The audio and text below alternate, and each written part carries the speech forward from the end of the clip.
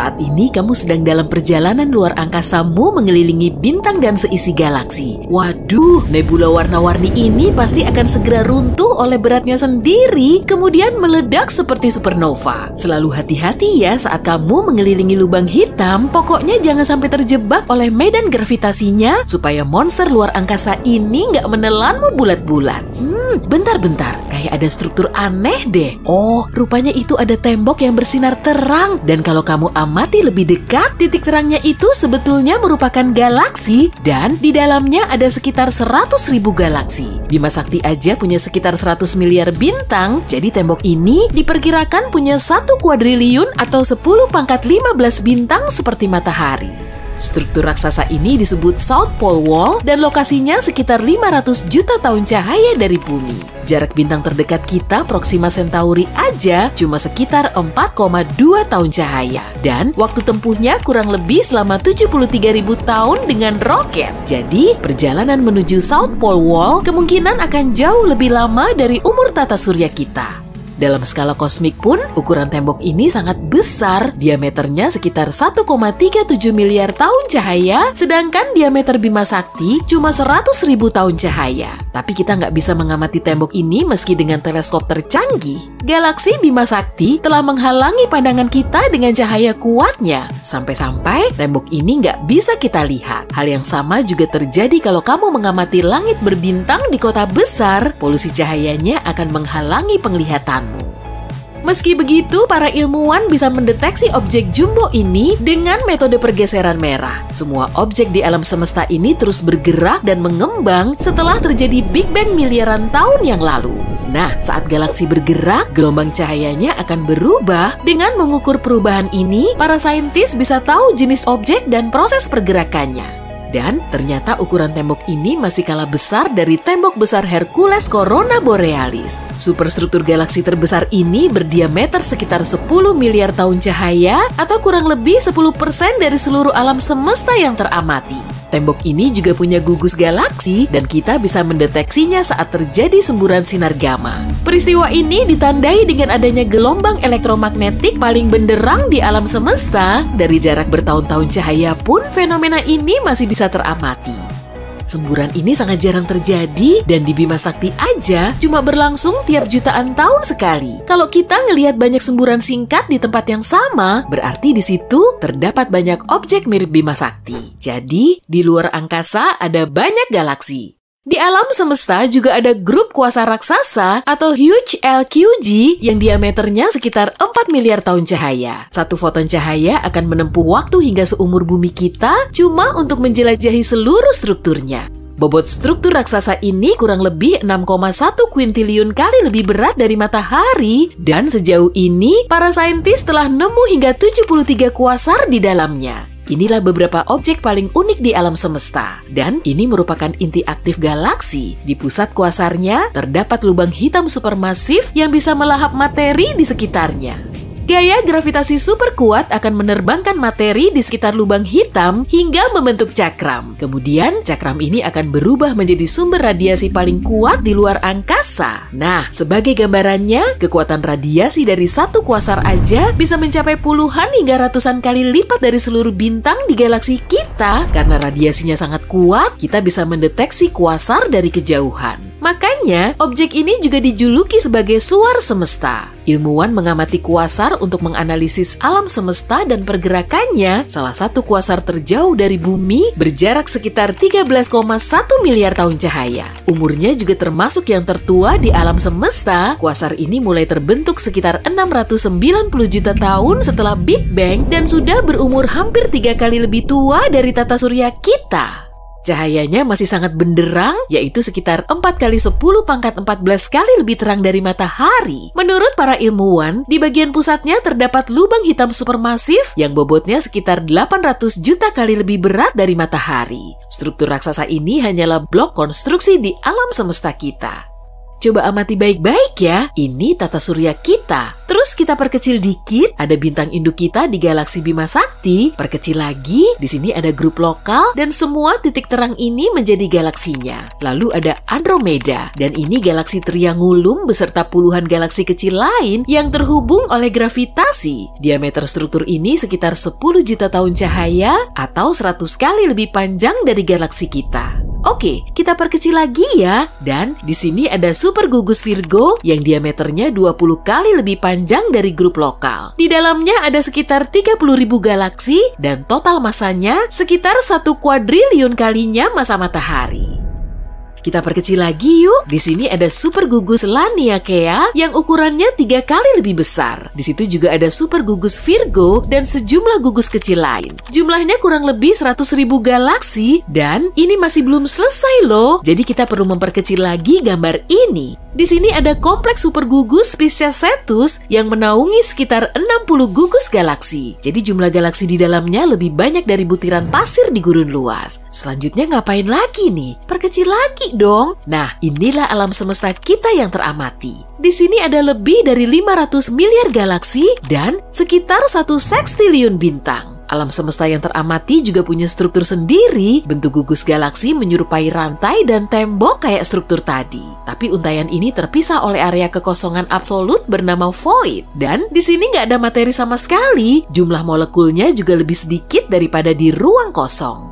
Salah satu void ini juga dikenal sangat misterius dan kita sering menyebutnya sebagai super void Eridanus atau titik dingin. Objek ini mulai muncul sekitar 380.000 tahun setelah Big Bang, ukurannya mendekati 1 miliar tahun cahaya dan void ini bisa menampung ratusan hingga ribuan galaksi dengan triliunan bintang. Sebagian ilmuwan memperkirakan titik dingin ini mungkin telah dihasilkan dari peristiwa tabrakan dahsyat di alam semesta. Ada juga teori yang nyebutin kalau alam semesta kita menyerupai gelembung yang berisi tembok dan rantai galaksi. Kalau jumlah gelembung ini sampai tak terhingga, kemungkinan kita akan punya dunia paralel atau semesta lain. Gelembung semesta kita dulunya pernah berdekatan dengan gelembung lain. Dindingnya saling bersentuhan dan kedua semesta ini saling menyatu selama beberapa waktu. Tapi kemudian semesta itu terus bergerak.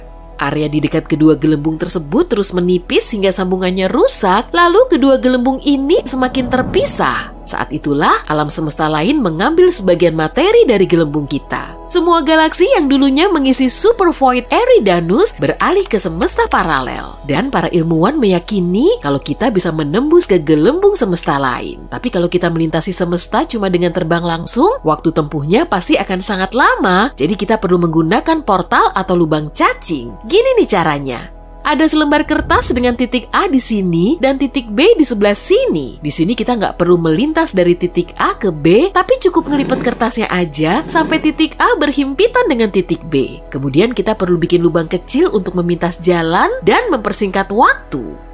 Sebagian saintis juga meyakini jalan pintas ke alam semesta lain berada di lubang hitam. Tapi gimana cara kita bertahan di lubang hitam setelah jatuh ke dalamnya ya? Nah, kita perlu milih lubang hitam yang cukup besar. Jadi intinya, gravitasi memiliki peranan penting. Kalau kamu jatuh di lubang hitam, efek gravitasinya akan semakin terasa saat jarakmu cukup dekat. Semakin mepet akan semakin kuat, kemudian gaya gravitasi yang mengenai kepalamu akan jauh lebih kuat dari gravitasi di kakimu, hingga akhirnya tubuhmu akan memanjang seperti spaghetti. Tapi kalau kamu jatuh di lubang hitam supermasif seperti yang ada di pusat galaksi, gaya gravitasinya akan naik secara perlahan. Masanya bisa jutaan kali lebih berat dari matahari atau bahkan lebih. Tapi gaya gravitasi di kepala dan kakimu kurang lebih sama dan kamu masih bisa ngerasa nyaman. Kalau kamu bisa bertahan setelah jatuh di lubang hitam supermasif, kamu bisa sampai di alam semesta lain. Hukum fisika di sana juga mungkin akan berlainan, tapi sejauh ini semua itu masih teori. Ini adalah bumi, planet rumah kita, dan bulan, satelitnya. Jika di zoom out, dan inilah tata surya kita. Kalau lebih jauh lagi, ini galaksi Bima Sakti. Dan kita cuma titik kecil di antara jumlah bintang yang tidak ada habisnya ini. Nah, kalau makin jauh, ada gugusan galaksi. Bintik-bintik dan pusaran di ruang tanpa ujung. Selanjutnya, ada Laniakea, super gugus. Galaksi kita cuma setitik kecil di sini. Lanjut, ada supergugus Hydra Centaurus. Klaster besar yang terdiri dari ribuan galaksi terlihat sangat kecil dari sini. Selanjutnya, supergugus Pavo Indus. Ini adalah area yang lebarnya 200 juta tahun cahaya. Kita bisa men-zoom out lagi sampai melihat seluruh alam semesta yang dapat diamati. Tiap bintik kecil ini berisi ribuan galaksi dan berkuadriliun-kuadriliun bintang. Para ilmuwan memperkirakan alam semesta kita mungkin terlihat mirip gelembung. Dan gelembung itu mungkin bertabrakan dengan alam semesta lain. Yap, alam semesta lain juga bisa ada. Bahkan alam semesta jumlahnya tidak terbatas. Semuanya bisa muncul setelah Big Bang. Benturan antara dua alam semesta juga tidak mustahil. Setidaknya, tabrakan ini mungkin pernah terjadi dan buktinya ada di sini, di arah rasi bintang Eridanus. Tempat ini disebut Super Void Eridanus, lebarnya sekitar 1 miliar tahun cahaya. Sebagai perbandingan, lebar seluruh galaksi kita cuma sekitar 100.000 tahun cahaya. Tempat ini tidak berisi apa-apa, dan itu mungkin jejak dari tabrakan lama antara alam semesta kita dan alam semesta lain. Para ilmuwan memperkirakan kedua alam semesta ini bergesekan. Saat jarak di antara keduanya super dekat, gaya gravitasi kedua gelembung ini mulai saling menarik. Sama seperti dua tetes air yang mencoba menyatu saat berdekatan. Tapi kecepatan alam semesta terlalu tinggi bagi keduanya untuk terus berinteraksi. Jadi, alam semesta lain itu merobek sepotong gelembung kita. Mungkin ada sekitar 10.000 galaksi di dalam kehampaan atau void itu, dan semuanya hancur atau diambil alih oleh alam semesta lain tadi.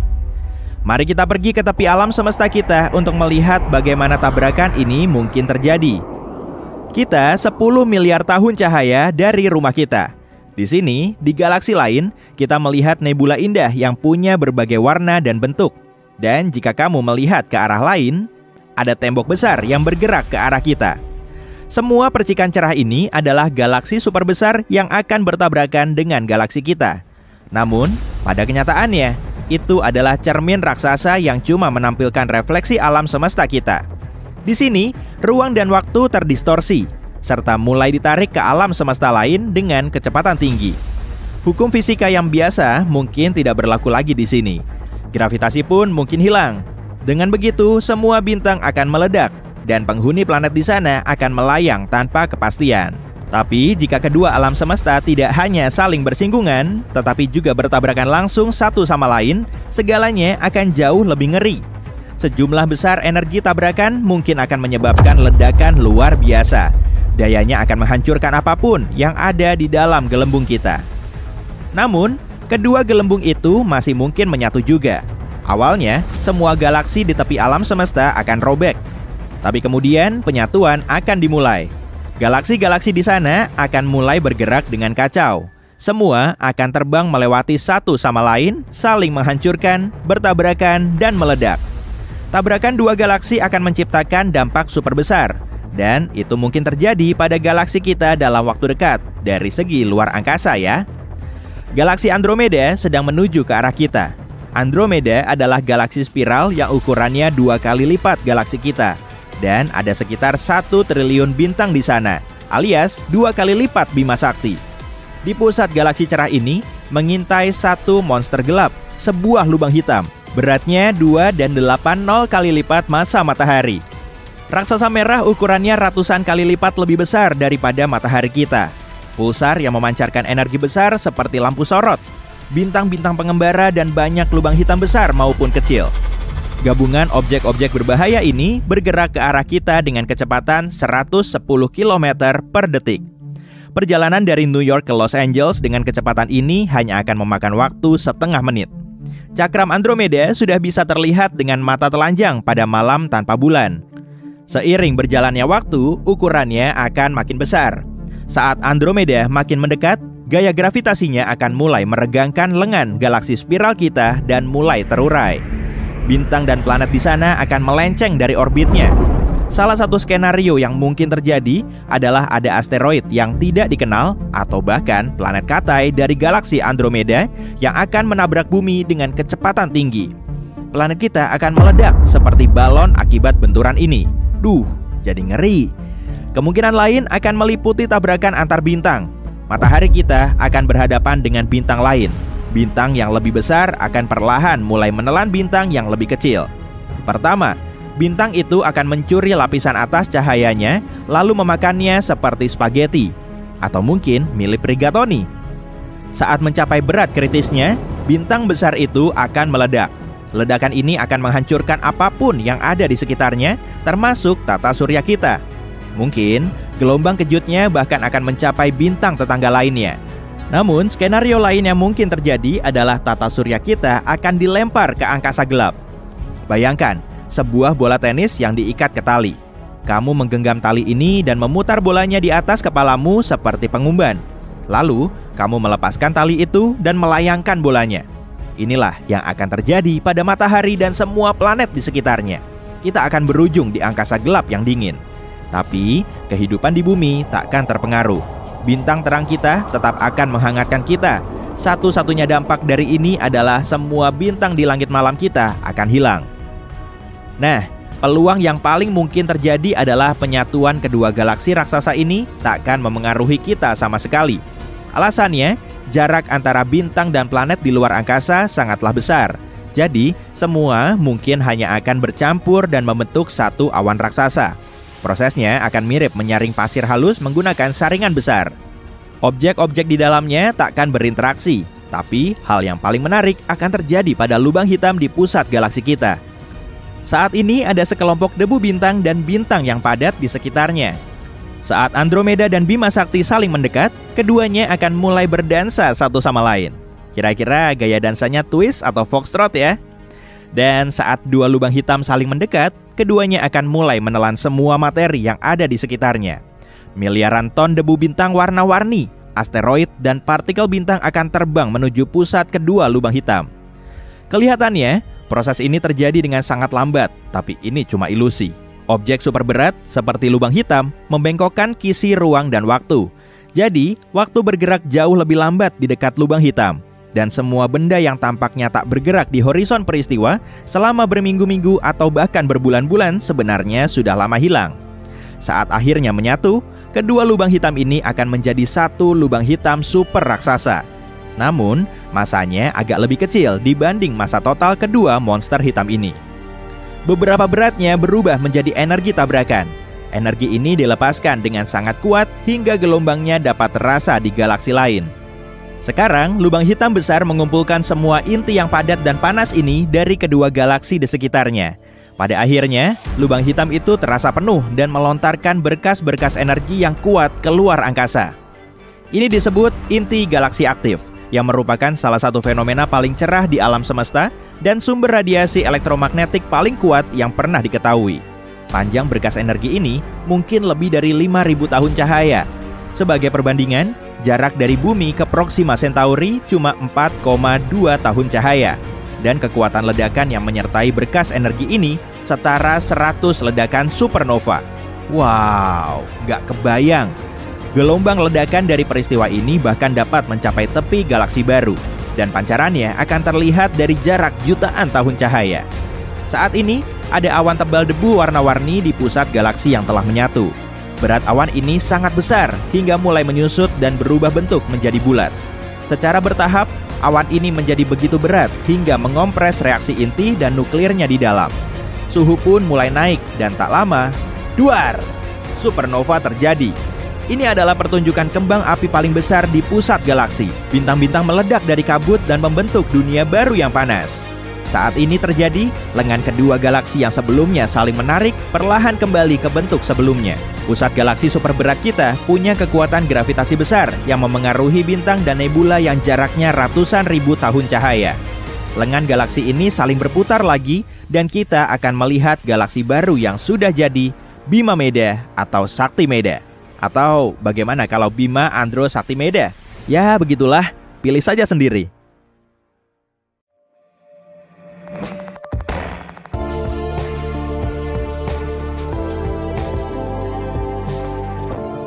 Hey, kamu tahu nggak? Para astronom menemukan sebuah eksoplanet yang mereka namai Super Saturnus. Cincinnya selebar 1 AU. AU adalah unit astronomi yang merupakan jarak antara matahari ke bumi. Sistem cincin ini besar sekali, makanya dinamai demikian. Super Saturnus disebut objek Mama Jack, sesuai nama astronom yang memimpin tim penemu temuan ini. Profesor Eric Mama Jack dari Universitas Rochester di New York menemukan Super Saturnus saat menjelajahi data yang diunduh dari pengamatan transit sudut lebar. WASP adalah singkatan dari Wide Angle Search for Exoplanets atau pencarian sudut lebar eksoplanet. Ini adalah proyek yang dikembangkan pada tahun 2000 oleh para astronom di Universitas Queen's di Belfast, Irlandia Utara, dan Universitas St. Andrews di Skotlandia. Dengan menggunakan 4 teleskop, kamera video CCD di teropong merekam sedikit peredupan cahaya bintang yang disebabkan oleh objek yang melintas di depan bintang. Ini disebut metode transit deteksi eksoplanet. Misalnya, planet Venus bertransit melintasi pandangan kita terhadap matahari setiap beberapa ratus tahun. Titik hitam yang merupakan siluet Venus terlihat melintas di depan matahari saat Venus melintas di antara garis pandang kita dan matahari. Gerhana kecil ini mengurangi jumlah sinar matahari yang datang ke bumi dalam jumlah yang sangat kecil, atau bisa dibilang mungil. Hal yang sama berlaku pada semua bintang di Bima Sakti dengan planet di sekitarnya. Transit eksoplanet di depan bintang harus berhadapan langsung dengan bumi agar cahaya bintangnya meredup. Transit seperti ini tidak sering terjadi. Jadi, ribuan bintang harus dilihat secara bersamaan selama mungkin, antara 4-8 jam dalam semalam. WASP diciptakan untuk terus menatap bintang seluas mungkin. Mungkin salah satunya akan menunjukkan transit eksoplanet. Artinya, ada banyak data dihasilkan, sekitar 40 GB per sesi pengamatan.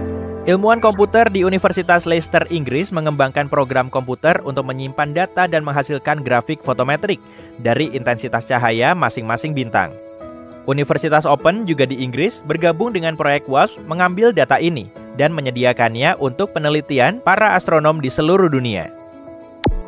Grafik intensitas cahaya bintang yang menunjukkan perubahan kecerahannya disebut kurva cahaya. Grafik ini punya 2 sumbu, yang pertama adalah sumbu garis waktu, dan satu lagi adalah intensitas cahaya. Saat objek yang dianggap sebagai eksoplanet, meski bisa juga bintang katai coklat, melintas di depan bintang, sumbu garis waktu melacak seberapa cepat pergerakannya. Ini akan memberitahu kita seberapa dekat objek itu dengan bintangnya, sementara sumbu kecerahan melacak seberapa banyak cahaya bintang meredup. Dengan begini, kita bisa mengetahui seberapa besar objek tersebut. Benda besar tentu akan lebih meredupkan cahaya dan lebih mudah dideteksi. Saat ini, peralatan yang berada di bumi tidak cukup sensitif untuk mengukur peredupan yang disebabkan oleh planet sekecil bumi. Yang berukuran Neptunus dan lebih besar adalah batasnya WASP.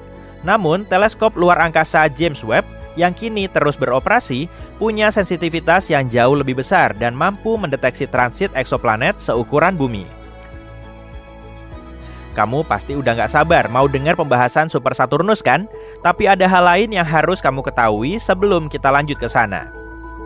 Jika eksoplanet punya atmosfer atau dalam kasus Super Saturnus, sistem cincin, cahaya dari bintang yang ditransmisikan oleh planet akan bersinar menembus atmosfer atau sistem cincin itu. Dan ini bisa dideteksi juga. Kurva cahaya akan menunjukkan lebih sedikit peredupan pada data fotometrik karena tidak semua cahaya bintang terhalang. Beberapa cahaya masih menembus atmosfer atau cincin. Ini penting karena astronom menjadi tahu soal pembacaan atmosfer.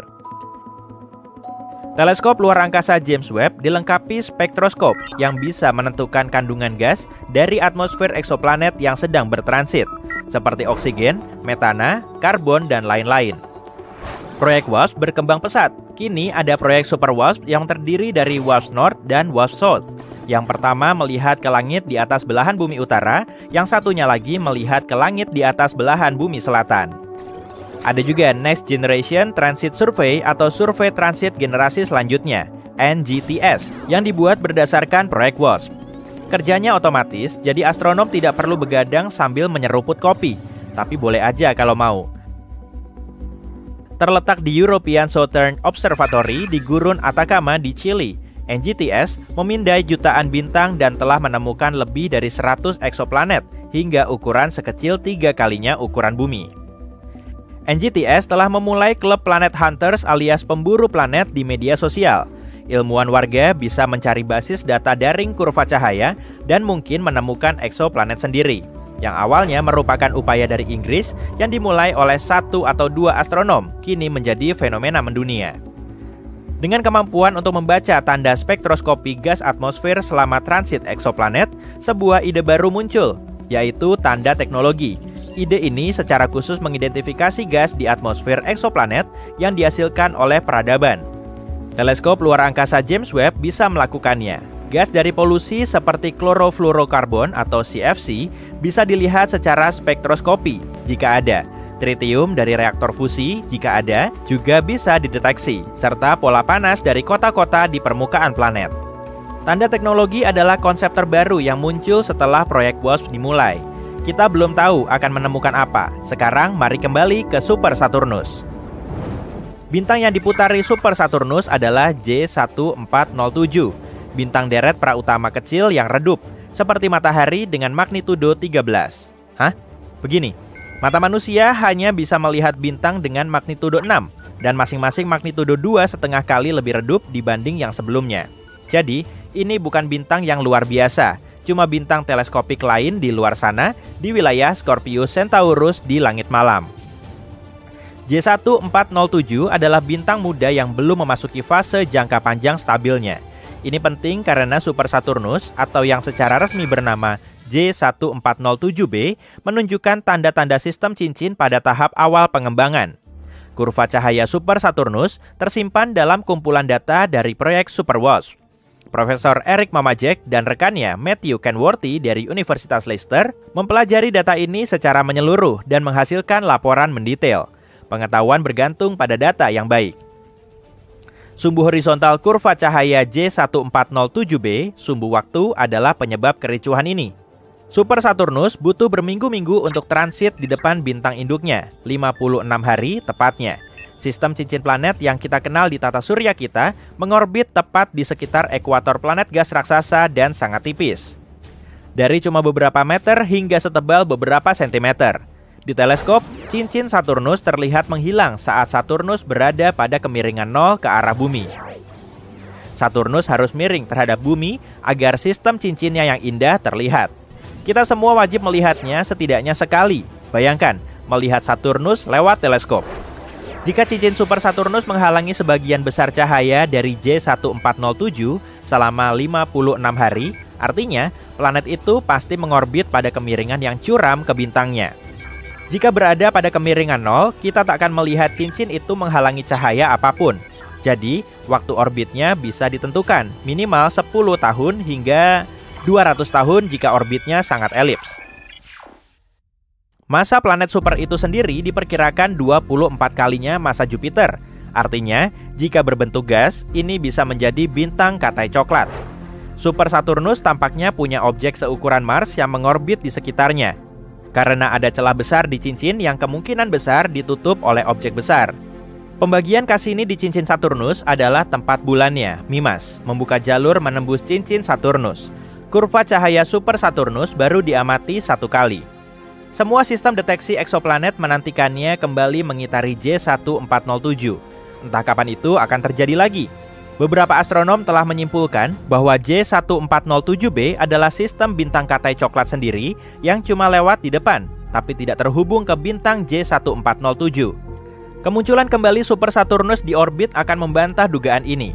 Wilayah pusat Super Saturnus menghalangi semua cahaya dari bintang utamanya. Hal inilah yang menandakan bahwa sistem cincinnya masih baru dan dalam tahap perkembangan awal. Seiring waktu, massa cincin sangat padat yang dekat dengan planet ini diperkirakan akan menipis karena semua materinya terserap ke dalam planet atau dilontarkan keluar angkasa. Inilah yang terjadi pada planet-planet raksasa gas di tata surya kita. Objek Mamajek memang mengejutkan. Sejak saat itu, belum pernah ada lagi kurva cahaya seperti milik Super Saturnus yang terdeteksi. Super Saturnus telah menambahkan babak baru pada pemahaman kita tentang pembentukan sistem cincin. Sekian penjelasan Super Saturnus kali ini, sampai ketemu di video selanjutnya.